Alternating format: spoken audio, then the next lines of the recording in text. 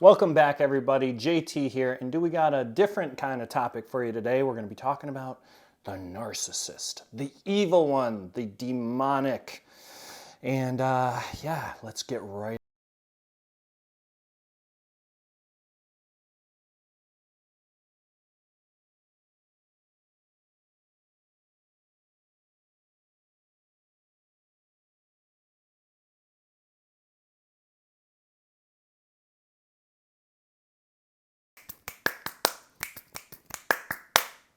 It's time. JT here, and thank you for tuning in, guys. Please hit that like, subscribe button, comment.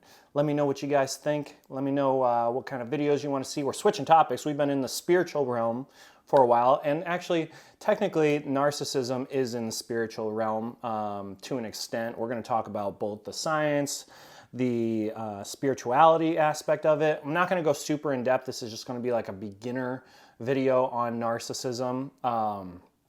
Man, it is an absolutely crazy thing to go through. So many people throw out narcissism, like the word narcissist, and they've never been through an actual narcissistic relationship. See, everyone has narcissistic tendencies in the world. We all have them to a certain extent. I have them, you have them. But actual NPD, which is narcissistic personality disorder, when you get into a relationship with this type of person, or you have a family member that is this type of personality, it is the absolute most brutal thing you can go through on this planet. I was abandoned as a child and put into foster care, which I thought was, until I got into a narcissistic relationship, the worst thing in my life. Nope. Narcissists are the devil. They really are. They're demonic. They want to steal your soul. My ex-narcissist situationship, man, the most emotional trauma you can ever go through. And like I said, I'm going to keep this video short. I'm just going to briefly touch into it. I'll do a lot more videos on this. I could literally talk about narcissism, sociopaths, psychopaths for like 20 hours straight. There's just so much that goes in depth with it. But essentially, my last relationship with a narcissist, she was a former Playboy model, and her looks is what got me, and I looked past all the red flags, and I saw them in the beginning, and I got sucked in, and before you know it, they start rewiring your brain and start stealing your identity, stealing your soul, and you're screwed. The amount of emotional pain dealing with a narcissist, I was only dealing with it for a year and a half. I've heard horror stories of a decade, or family members, mom, dad, that have been narcissists, and I could only imagine how bad that would be, and the recovery from that. Took me about 8 months to fully recover, but man, it is absolutely grueling. And the best thing you can do if you think you're in a narcissistic relationship, you have a narcissistic friend or a narcissistic family member, is go silent.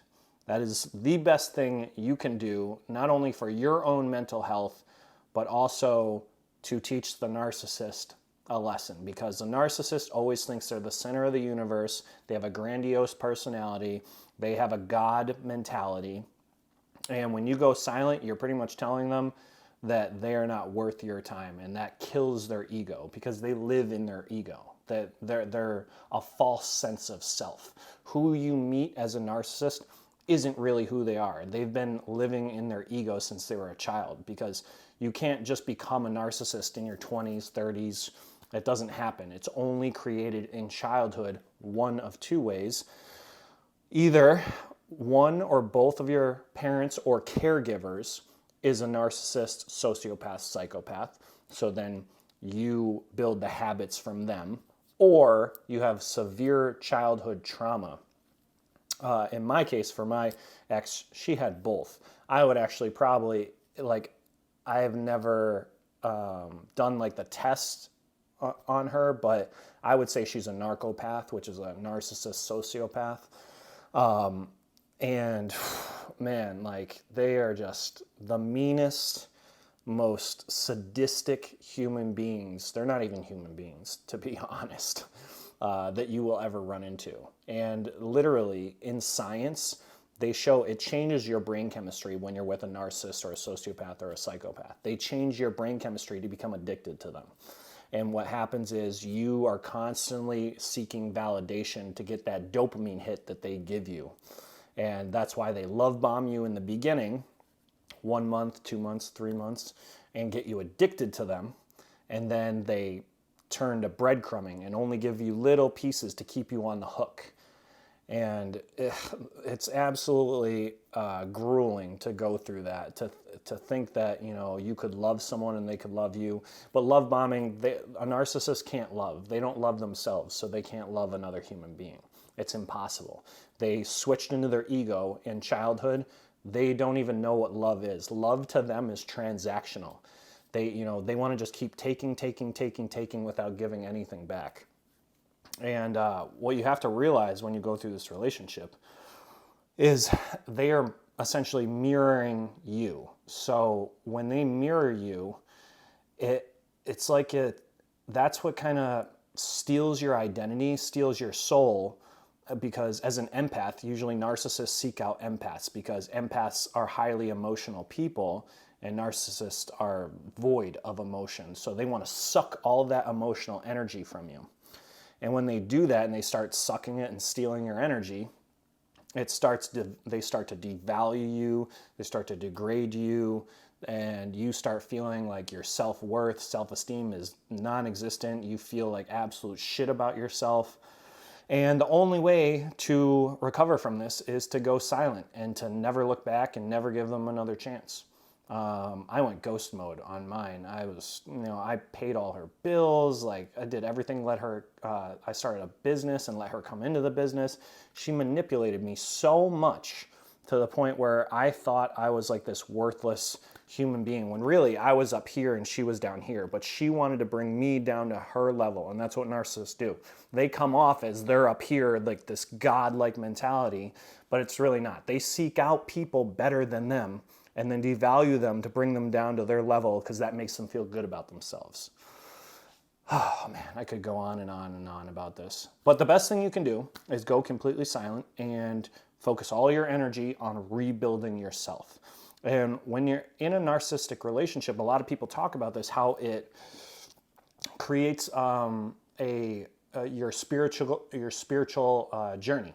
It'll start the process of your spiritual journey because you'll go through so much emotional pain that it triggers you. And that's what happened to me. That's what actually started my spiritual journey. All the lessons and all the things I learned. And from that, I learned self-love for myself and to not just give it out freely to anyone. I learned how to be the best version of myself. And I'm so grateful for all the lessons I learned from all the pain. And like I've talked about in other videos is pain equals growth. The more pain you go through, the more growth you're going to get. Whether it's in the gym, whatever it is in life, emotional pain, you're going to get more growth. So I always try and look at the glass as half full, not half empty, even though that was a 1.5 years of absolute torture, sadistic torture. I learned so many valuable lessons about myself from it, and then that made me create the best version of myself. So, I think we'll finish the video there. It's again like a little quick narcissistic video. I'll do more on this, more in depth, go more into research and the science and the spiritual part of it. But all you need to know is if you have these types of people in your life, the best thing you can do is go silent. It took me 3, I think they call it Hoover, when they try and Hoover you back in. It took me 3 tries to get fully away from them. And it's the best thing I ever did for myself. Best thing I ever did for myself. So until next time, guys, JT here. Enjoy the day. Love yourself first. Put all your energy into you, becoming the best version of yourself, the most authentic you, and nothing else matters. Forget the rest. Later, guys.